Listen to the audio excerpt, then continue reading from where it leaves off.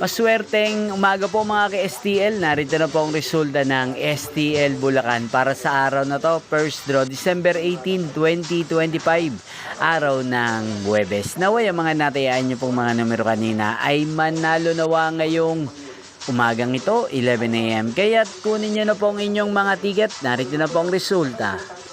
Ang mga numerong nanalo sa STL Bulacan ngayong umagang ito, December 18, 2025.